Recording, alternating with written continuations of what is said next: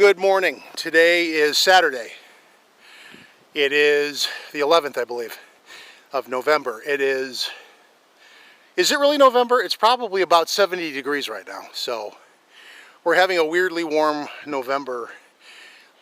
4 days out of the week, and then it'll be cold like it's supposed to be for a few. So weather's been weird.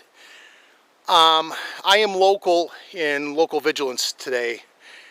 I think if you follow me on Facebook, you'd know that the engine to my car died last week en route to Vermont. So I didn't get up there last week, and I have a rental still because the engine is dragging out a little bit. So my logistics are a little limited this weekend, so I stayed local, but I am out. I'm going to try to cover some things I meant to cover last week, and well, I haven't been in this area because for a long time last year it was being logged as part of a ash borer mitigation project, so they claim, and as a result it's only been open the last few months.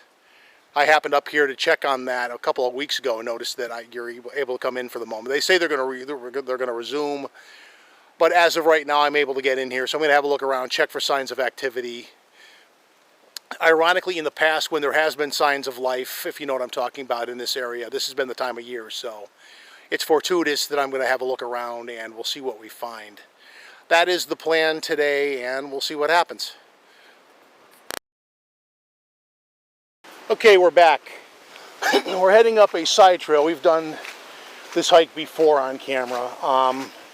It's a side trail that's often used by hunters.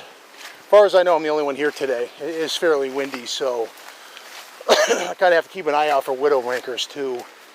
I already saw something fall out of a tree once today.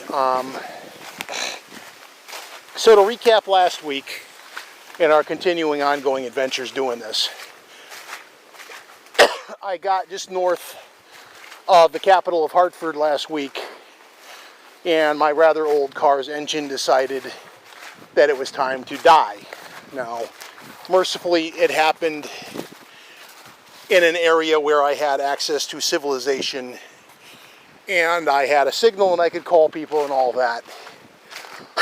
And therefore I was able to get AAA and EMS there to, well, I mean by EMS I mean troopers there to basically just do the distressed motorist thing, and things worked out fairly quickly. I would like to extend, I doubt the trooper, I think his last name was Batista. I doubt he watches my channel, but if by some fluke of nature he does, I'd like to extend him a thanks, because the projected time for the initial arrival for AAA was going to be well over 2 hours, and I don't know what the trooper said to AAA, but that suddenly became 15 minutes. I don't think they liked the spot I was in, because I was on the side of the highway on a curve where visibility of my car was, shall we say, iffy. So it was resolved quickly, largely due to the trooper saying whatever he said. I don't know if he just let them know it was a bad spot. Maybe he threatened them. I don't know. Whatever he said, it worked. So thank you for that. If you're listening, I doubt you're a subscriber, but if you are, thank you for your help on Saturday. It is appreciated. So moving on. My plan at the time had been to get up and do some bird hunting in warm weather, because the area in Vermont now enters into that time of year. I had forgotten what a wet crap hole this trail is, but oh well. We're here, we're doing this thing. So it's the time of year when you're in one of the last temperate weeks up there before you're just waiting for snow to come in and screw everything up and limit where you can get into with a normal car. You get later into the winter, that breaks down if you don't have a snow machine and a very four-wheel drive thing with chains on your tires to get in there. Well, you're snowshoeing a very long way, or I don't know. But the point is, the good weather is kind of coming to an end. And in the next few weeks, I'll probably be transitioning more down to this neck of the woods and doing some stuff down here. So the thing I wanted to cover, it's about a week old now, so I'm kind of behind the times. And I'm going to put out a disclaimer. The people involved in this situation, I know none of them. So this is third hand. I'm not taking per se issue. I love how the thorns are right there. Ah! Fart knock. Ow. I just got nailed by said thorns right in the gut. That sucked. In case you're wondering, I'm wandering to the woods. That is in the way, so I have to go around. Not a big deal, but we adapt.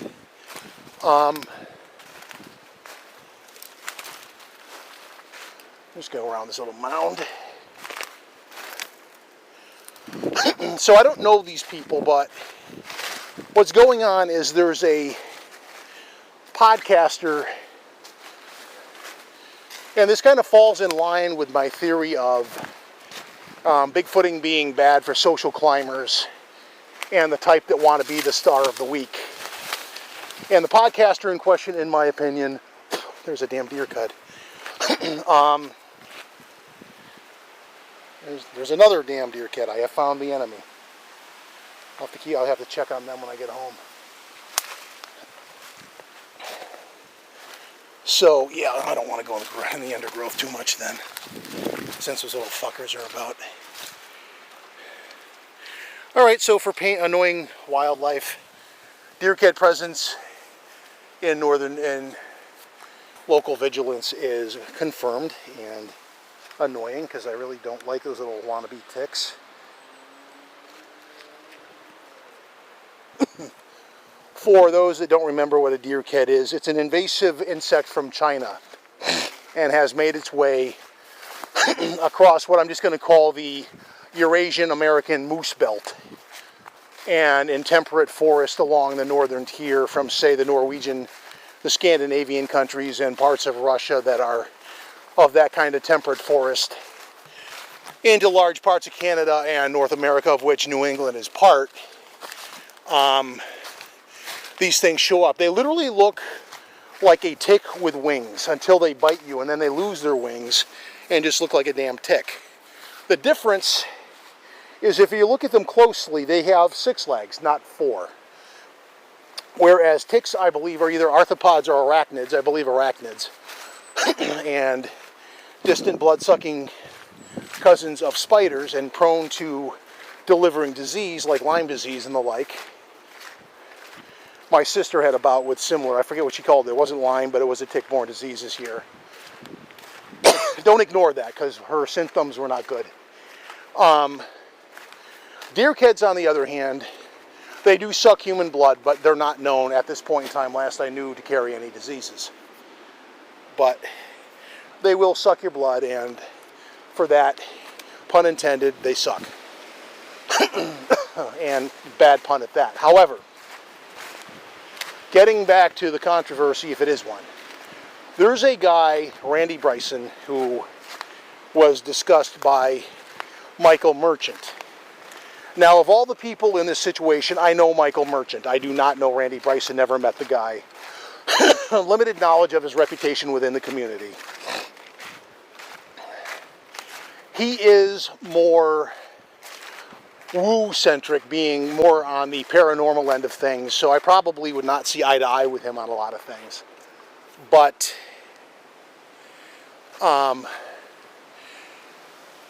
that isn't really the point here. There's the podcaster in question who, if I can be blunt, in my own dealings with this person, have found him to be, and I'm sorry for being rude, but I found him to be a two-faced little bitch. I found the guy to be a two-faced little bitch and do not care for him. And the principle I am about to raise is a lot of the reason why. So this guy, and this also involves a well-known Bigfooter on the West Coast, Thomas Steenberg, a person who I know of but do not know, who has called Randy Bryson a hoaxer for, there was something he did that they called out. I wasn't there to witness it. Again, not the point. The point is, two-faced guy knows a guy who goes out to the areas where Randy Bryson goes out and is, quote-unquote, trying to trap him into falling for hoaxes by laying hoaxes. My issue, my grievance is this.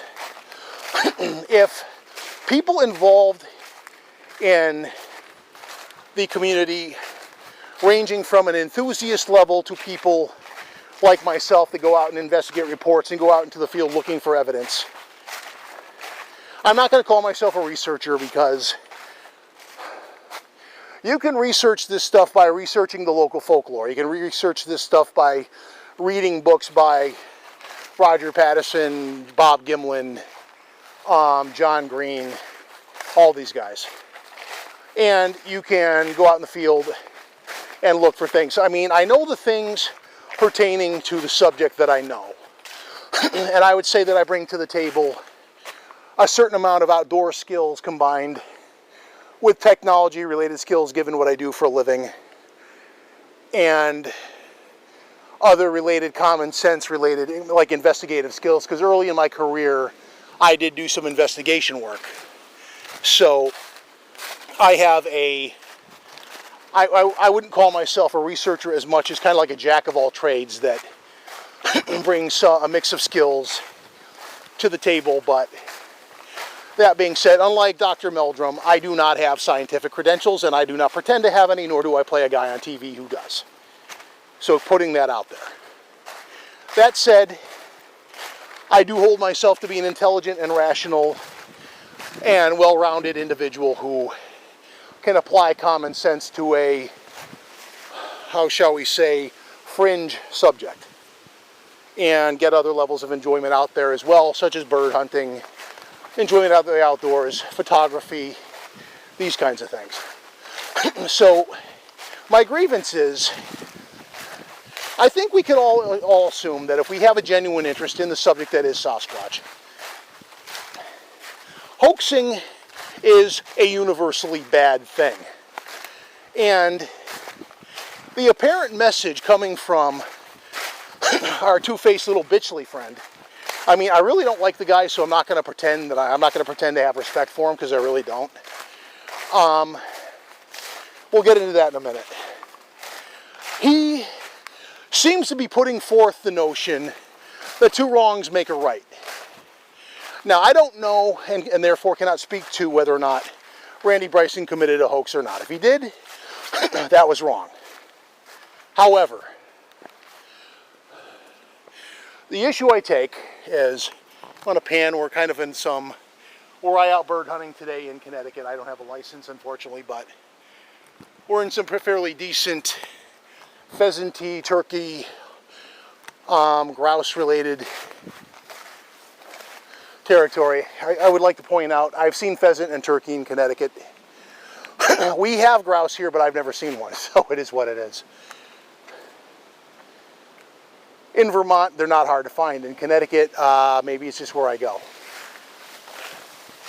If I get a license next year, we'll do more research. This year, not really any point, because I need to figure out the Connecticut system for getting a license. It's more contrived than the Vermont one was. In Vermont's favor, the ability to get a license was fairly easy, actually, so kudos to them. But yeah, two wrongs do not make a right, and maybe I'm a purist on this, but I don't know Randy Bryson. I don't know if he hoaxed. If he did, he was wrong.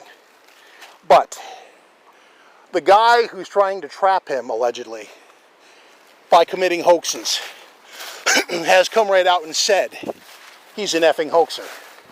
So any credibility he would claim to have, as far as I'm concerned, goes down the toilet right then, right there. And yes, this area has obviously been logged as part of a timber harvest. And that's why it's kind of a good bird territory. Sorry if I'm kind of jumping around.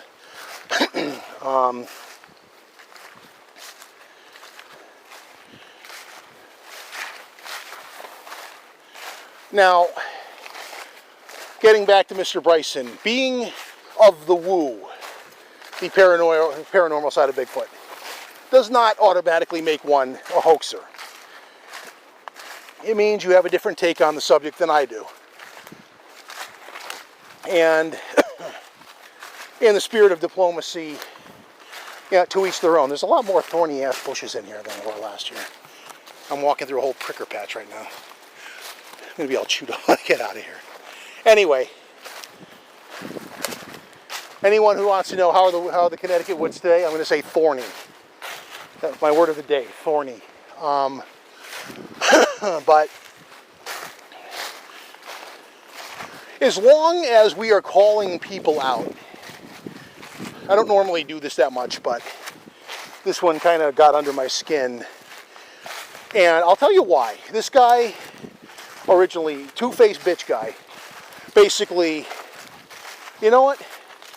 TFBG, we'll call him that. TFBG, basically,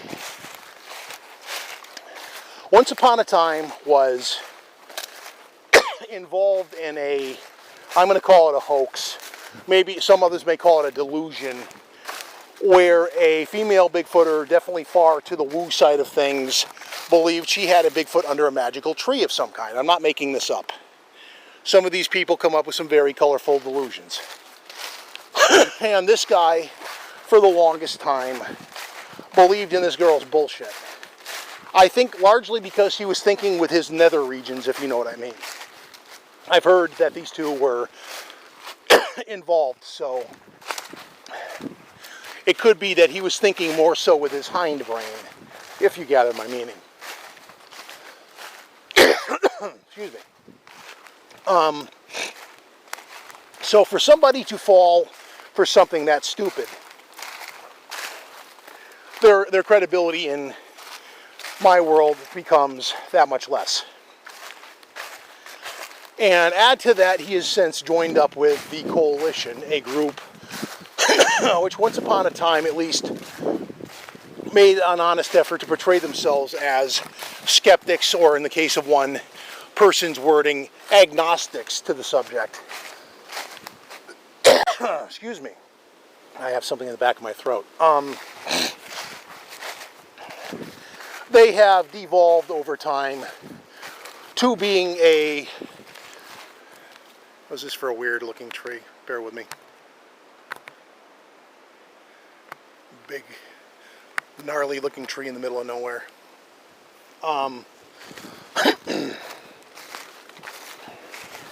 They have devolved to scofftics and trolls, basically. And what's actually funny about that is, if you call them out on that basis, their founder takes a comical level of offense to this. As I brush yet another little bastard deer kid off me. The trouble with these things is they're damn sneaky. And they can fly. So ticks basically approach you from the knees down in the undergrowth. These bastards can fly, making them all that more tricky. So, and a comment on the weather while I'm diverting my point. The weather today is kind of odd because it's kind of muggy out, but it's like 70, and yet with the wind, it's a little bit chilly actually. So,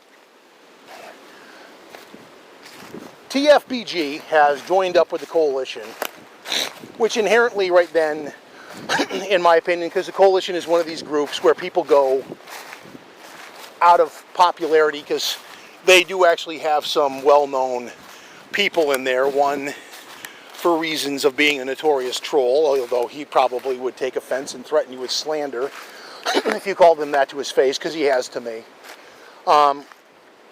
Sorry, a spade is a spade, buddy. Spade is a spade, and you be that spade. Suck it up. Steenberg is part of his crowd, loosely, I think. So the appearance of him joining up with these people is one of social climbing, I think.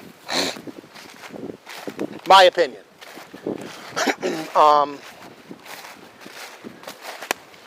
And the fact that he's calling out Randy Bryson, again, I don't know Randy Bryson, so I don't really extend my opinion into his activities too far. If he was a hoaxer, that is wrong. And I am kind of an absolutionist in that once a hoaxer, always a hoaxer. If you're caught in a hoax, then anything you claim going forward is going to be suspect. Rick Dyer could find Bigfoot tomorrow, haul out an actual real body, and charge admission. I'm still not paying for it because I wouldn't believe him. Because he is Rick Dyer, and that is the persona he has made for himself. That being said, he's the only hoaxer I actually do respect on some level, because he comes out and makes no bones about the fact that that's exactly what he does. He has said on videos something to the effect of, "You're stupid if you believe me on this."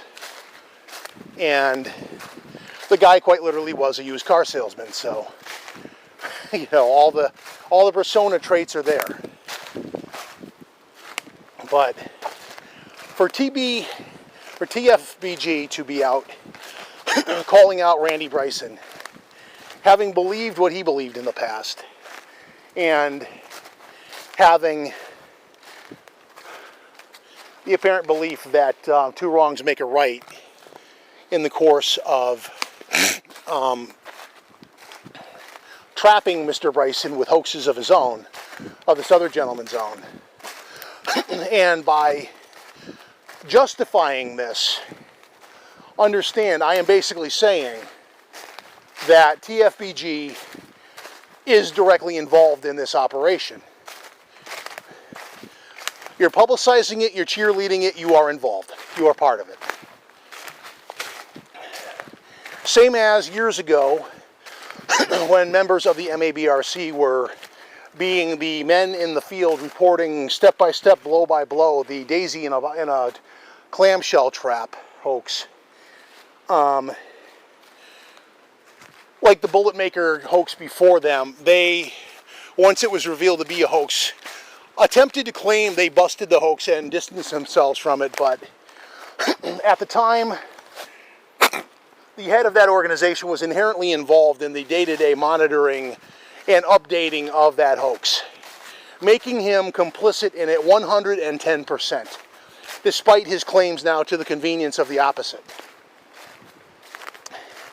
Lest history forget itself, and there are those out here that have been around for a while that are more than happy to slap somebody in the head and say, guess what? Pepperidge Farms remembers. So, boo-hoo. So, if this ever develops into a big-footing story, the whole Bryson thing, let's just call it Bryson Gate, it turns out that Bryson himself was hoaxed. The podcaster running the Tall Ones was implicitly complicit in that hoax. And going back to the coalition, there's another nerdly looking gentleman who is a hanger-on in that group and has been for a long time. He went on a podcast. Seems like podcasts are where all the fun is these days. He went on a podcast and made a claim. I don't know what his direct or indirect involvement was, but he basically claimed that Bigfoot can get COVID. And in the time he was on this podcast, it was highly likely that his sobriety was in doubt. And he later admitted that the entire thing was, lo and behold, a hoax. So, interestingly enough, you have a longtime coalition member implicitly and confessing to the fact they were complicit on a hoax. And again, once a hoaxer, always a hoaxer. And if this illustrious group, in the eyes of their founder, is so illustrious, why are you giving aid and comfort to known hoaxers? Hoaxing in and of itself is a bad thing. And TBFG, TFBG, sorry, I have to remember my acronyms, is defending the hoaxing of Randy Bryson. That's a bad thing, actually. And if Randy did hoax, that's okay. No, that's not okay. But hoaxing a hoaxer does not make a right out of a wrong. That's my point, that's my grievance. You can feel free to offer comments in this video if you watch what I do, like what I do, don't like what I do. Tell me I suck, but tell me why. That's not a lot to ask.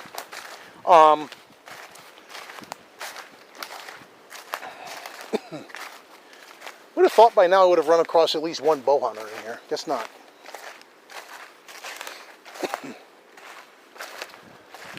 Shotgun guys don't usually tend to wander this far in. They usually tend to think they're going to get a trophy buck 100 feet from the road, which I have yet to see one do.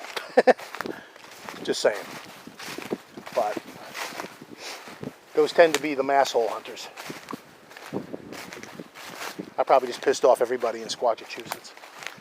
Not my intent, gentlemen. Sorry. So, what else is going on? Well, today we are basically kind of wandering atop. This area is basically a, there are signs along here too, because we're kind of on the edge of public versus private land. There's a land trust that doesn't want people on the other side, and they claim it's patrolled, so rather than give them consternation, I stay on my side for the most part. But and they are actually very prolific in their signs. So if you wander across, you're not going to claim ignorance realistically. There is a tree break. If the damn thing will zoom. Bear with me. All right, the zoom is not going to play nice.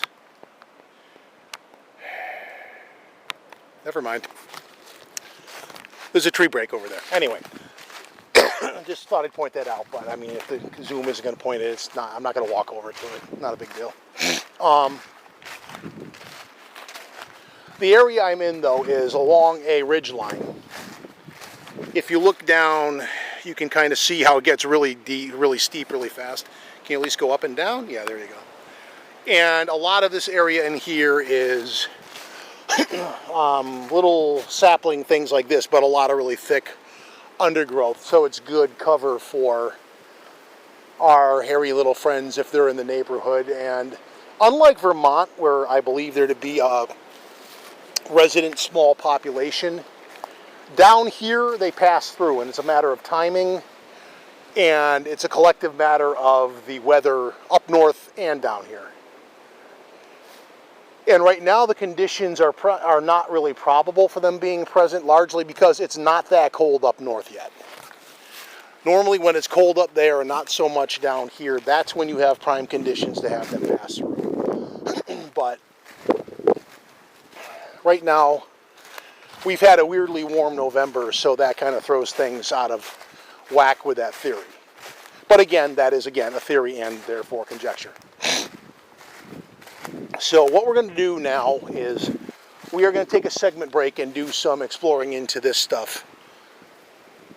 And we may come back with some more. I wanted to cover that one because it kind of bugged me that, you know, it's the major thing here is, and I've covered this before, it's the community to me is basically a popularity contest, more so than any kind of Bigfoot related measure of legitimate research. And the thing about that is, if the cool kids say something is so, then a lot of people buy into it. And right here the cool kids are basically saying, well, it's okay to hoax the hoaxer.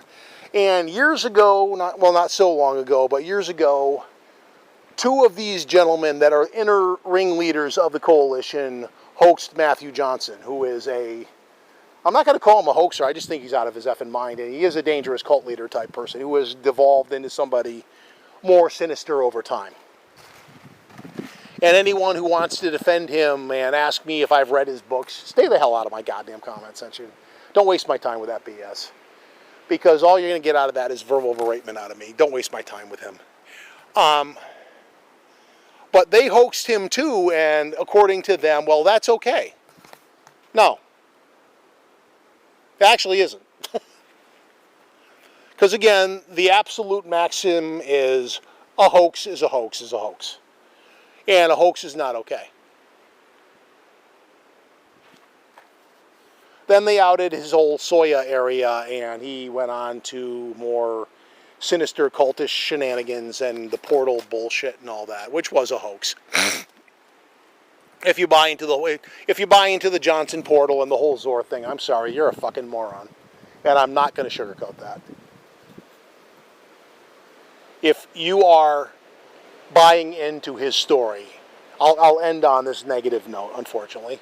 If you are buying into the story of Zorth, you need to seek medical or mental health attention. You need to seek mental health attention like yesterday. Like, turn yourself into the emergency room, get yourself a psych eval, and see what they tell you to do. And then follow their effing advice. If you believe that shit, because that's how far gone you probably are. I don't know what else you got going on, but I hope you don't believe that.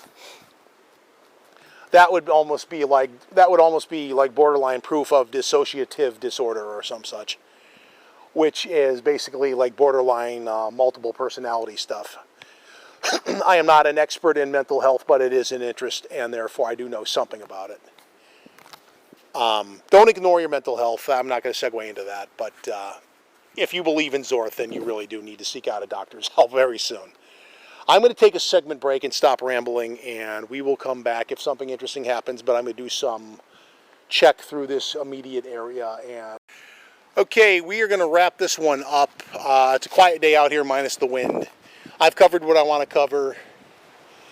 So just the obligatory, feel free to subscribe if you're so moved. Leave a comment if you're so moved.